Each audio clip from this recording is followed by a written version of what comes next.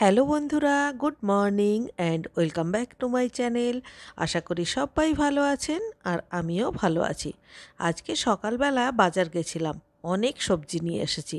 তবে এখনই ব্যাগ থেকে তেমন কিচ্ছুই বের করব না, কারণ বাজার গোছাতে অনেকটাই সময় লেগে যায়। পরে আপনাদের দেখাবো যে কি কি আমি বাজার করেছি। সবার আগে এখন ব্রেকফাস্টের বন্দোবস্ত করব। আর ব্রেকফাস্টে আজকে বানাবো ফুলকপি আলুর তরকারি, যেটা আমি অলরেডি ফুলকপিটা ভাজতে বসিয়ে দিয়েছি। তবে শুধু ফুলকপি নয়, আজকে ফুলকপির সঙ্গে আলু, গাজর, বিনস সব কিছু দিয়েই একটা শুকনো শুকনো মাখা মাখা তরকারি করব। এতে মশলা বলতে আমি টমেটো পেস্ট করে দেব আর ধনেপাতা। এখানে আমি দুটো টমেটো পেস্ট করে নিচ্ছি। এতটা পেস্ট তরকারিতে দেব না, মানে আমি একসঙ্গে পেস্টটা বানিয়ে নিলাম, কিছুটা এই নিরামিষ তরকারিতে দেব আর কিছুটা যখন মাছ রান্না করব তার মধ্যে দেব। খুব অল্প জল দিয়ে ঢাকা দিয়ে দিলাম, ওগুলো সব সেদ্ধ হোক। আর আজকে না ভালো পেঁপে পাইনি, মানে পাকা পেঁপে, তার জন্য আজকে মোসাম্বি নিয়ে এসেছি। জানি না মোসাম্বিগুলো মিষ্টি হবে কি না, তো যাই হোক অফিসে দেওয়ার জন্য একটা মোসাম্বি কেটে নিলাম। আর অন্যদিকে তরকারিটা তো হচ্ছে, চলুন দেখি একটু তরকারিটাও দেখব। আর আজকে সকালবেলায় রুটির সঙ্গে একটা করে অমলেট করে দেব, সেই জন্যে একেবারে পেঁয়াজ আর কাঁচা লঙ্কা এটাকেও একেবারে কুচিয়ে রেখে দিচ্ছি।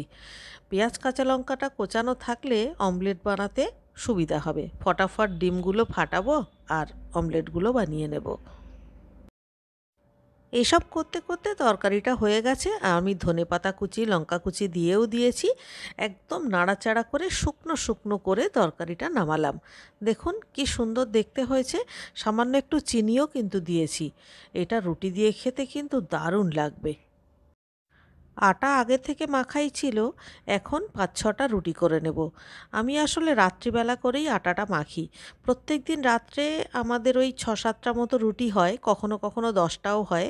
তো আটাটা মাখার সময় আমি এমন পরিমাণে মাখি যে রাত্রেও হবে আর সকালবেলায় ব্রেকফাস্টটা আমি চালিয়ে দিতে পারি। তাহলে সকালবেলায় এমনিতেই তো অনেক ঝামেলা থাকে, তো রুটি মাখার জন্য রুটি না সরি আটা মাখার জন্য খালি খালি সময়টা নষ্ট হবে না। তো সেই জন্যে আটাটা আমি মেখে দুটো কৌটোয় আলাদা আলাদা ভাগ করে রেখে দিই। অনেকের কাছে রুটি করাটা খুব ঝামেলার কাজ বলে মনে হয়, অনেকে তো রুটি করতেই চান না। তবে আমি একটা কথা বলবো, আপনারা বিশ্বাস করবেন কি না জানি না, এই রুটি বানানোটা আমার কাছে কোনো দিনও কোনো কাজ বলে মনেই হয় না। রুটি করতে ইনফ্যাক্ট আমি বেশ পছন্দই করি। আসলে খুব যখন গরম পড়ে তখন একটু কষ্ট হয় বই কি, কারণ আগুনের কাছে দাঁড়িয়ে দাঁড়িয়ে করতে হয়। তবে গরম ছাড়া শীতকাল বর্ষাকাল যে কোনো কালে রুটি করতে আমার কিন্তু বেশ ভালো লাগে। আমি জানি অনেকে হয়তো ভাবছেন যে আমি ঢপ দিচ্ছি, কিন্তু আসলে তা নয়। সত্যি রুটি করাটাকে আমার কোনো রকম কাজ বলে মনে হয় না। যাই হোক, আপনাদের সঙ্গে গল্প করতে করতে আমার রুটি করা হয়ে গেল। আর জানেন তো, রুটি করবার পরে জায়গাটা কিন্তু খুব নোংরা হয়। তো পুরো মানে ফুল জায়গাটাই পরিষ্কার করতে হয়, যতই আপনি পেপার পেতে করুন আর যাই করুন না কেন। এবারে সবাইকে ব্রেকফাস্ট দিয়ে দেব আর সেই সঙ্গে আমার হাজব্যান্ডও চান করে চলে এসেছেন, ওনাকেও ভাত দিয়ে দেব। তার আগে ভাতটা একটু ঢেলে নিচ্ছি, কারণ একসঙ্গে সব ভাতটা থাকলে ভাতটা কেমন নিচের দিকে জল জল হয়ে যায়। তো এবারে প্রথমেই আমি আমার হাজব্যান্ডের জন্য অমলেট বানাচ্ছি। উনি আবার অমলেটের মধ্যে পেঁয়াজ, ধনেপাতা কুচি এগুলো কোনোটাই পছন্দ করেন না। শুধু নুন আর কাঁচা লঙ্কা কুচি দিয়েই অমলেটটা বানাবো। তবে আমি যে পেঁয়াজ কুচি আর লঙ্কা কুচিটা করে রেখেছি আগে থেকে, ওটা হচ্ছে আমি যখন অমলেট বানাবো আমার নিজের জন্য এবং আমার ছেলের জন্য, তখন ওগুলো ব্যবহার করব। কারণ আমার আবার অমলেটের মধ্যে পেঁয়াজ কুচি কাঁচা লঙ্কা কুচি ধনেপাতা কুচি সব কিছু দিয়ে না বানালে ঠিক অমলেট অমলেট মনে হয় না। আমি তো কখনো কখনো চিজও দিই। চিজ অমলেট খেতেও কিন্তু বেশ লাগে, আপনারাও একবার বানিয়ে খেয়ে দেখবেন। এবারে অফিসের টিফিনটা গুছিয়ে নেব। খুব সাধারণ এবং ছিমছাম টিফিন। যে নিরামিষ তরকারিটা আপনাদের সামনে রান্না করলাম সেই তরকারিটা দিয়ে দিচ্ছি, আর সেই সঙ্গে দেব হচ্ছে 3টে রুটি, তিনটের বেশি রুটি তো উনি কখনোই খান না, তিনটে রুটি আর দেবো একটু ফল। আর ফলের মধ্যে তো বললামই তখন যে আমি পাকা পেঁপে পাইনি, সেই জন্য যে মোসাম্বিটা কেটেছিলাম মোসাম্বিটা। এই হলো আজকের লাঞ্চ বক্স। এবারে আমারও একটু একটু খিদে পাচ্ছে। ইতিমধ্যে রিকি দুবার এসে খাবার চেয়ে গেছে, আর বেজেও গেছে মোটামুটি 10:30। হ্যাঁ, 10:30 বাজে। তো যাই হোক, এই টিফিন গোছানো হয়ে গেল, মোটামুটি সকালবেলার অফিসের ঝামেলা মিটে গেল। এইবারে আমি এখন সবার আগে অমলেটগুলো বানিয়ে নিচ্ছি, আমার একটা আর রিকির একটা। এটা বানিয়ে তারপর আমরা দুজনে আগে খাবো, তারপর দুপুরের যে রান্নাটা বাকি আছে সেইটা সারবো। রিকিকে ব্রেকফাস্ট দেওয়া হয়ে গেছে, আর সেই সঙ্গে বলতে পারেন সকালবেলার পর্ব মিটল। এবারে আমি শান্তি করে ব্রেকফাস্ট করব। আর আমার শান্তি করে ব্রেকফাস্ট করা মানে কী বলুন তো, বেশ টিভিটা চালিয়ে মানে ধীরে সুস্থে মানে ব্রেকফাস্ট করব। মোটামুটি বলতে পারেন আধ ঘন্টা সময় নিয়ে ধীরে ধীরে খাবো আর টিভি দেখব। এটা হচ্ছে আমার মি টাইম। সকাল থেকে অনেক ছোটাছুটি করে অনেক কাজকর্ম করেছি না, তো এবারে ব্রেকফাস্টটা একটু ধীরে সুস্থেই করতে চাই। ও হ্যাঁ, আমি আজকে ব্রেকফাস্টে কি কি নিয়েছি সেটা তো আপনাদের দেখানোই হয়নি। এই দেখুন, আমি নিয়েছি অমলেট, আর এখানে রয়েছে পেঁপে আর কুমড়ো সেদ্ধ, আর হচ্ছে স্যালাড।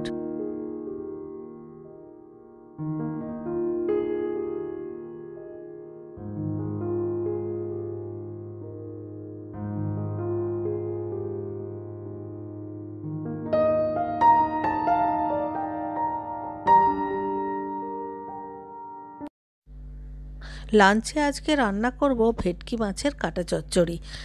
আজকে যদিও রেসিপিটা এখানে দেখাবো না, কারণ রেসিপিটা দেখাতে গেলে ভিডিওটা অযথা লম্বা হয়ে যাবে। তো কাঁটাটা আমি ভালো করে ধুয়ে নুন হলুদ মেখে নিয়েছি। আর আজকের কাটা চচ্চড়িটা বানাবো হচ্ছে আলু আর বেগুন একসঙ্গে করে। কখনো কখনো আমি শুধু বেগুন দিয়েও করি, তবে আজকে একটু আলু বেগুন দিয়ে করতে ইচ্ছা করছে। তো যাই হোক, আমি এবারে বসিয়ে দেব। আর প্রথমেই কিন্তু কাঁটা চচ্চড়ির কাঁটাগুলোকে বেশ ভালো করে ভেজে নিতে হয়। আর মশলা হিসেবে আমি এর মধ্যে দেব একটু পেঁয়াজ কুচি, আর রসুন থেতো করে নিলাম, রসুনও দেব, আর আদা বাটা তো দিতেই হবে। তো মোটামুটি কাঁটা চচ্চড়িটা বেশ একটা রিচ খাবারের মধ্যেই পড়ে, মানে সব রকম মশলাপাতি দিয়ে করতে হয়, তো সেই জন্য আজকে আর আলাদা করে কোনো মাছের ঝোল করব না। তো কাঁটাগুলো ভেজে নিয়েছি, আর এখন এই যে কালো জিরে আর শুকনো লঙ্কা ফোড়ন দিয়ে চচ্চড়িটা বসাবো।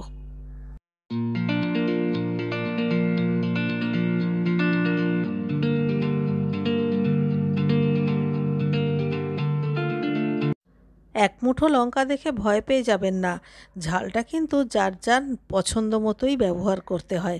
আমরা এমনিতেই খুব বেশি বেশি লঙ্কা খাই, আর কাঁটা চচ্চড়ি যেহেতু অনেকটাই বানাচ্ছি, আমি আসলে ওপরে বোনের বাড়িতেও একটু দেব, তার জন্যে এক মুঠো কাঁচা লঙ্কা দিয়েছি।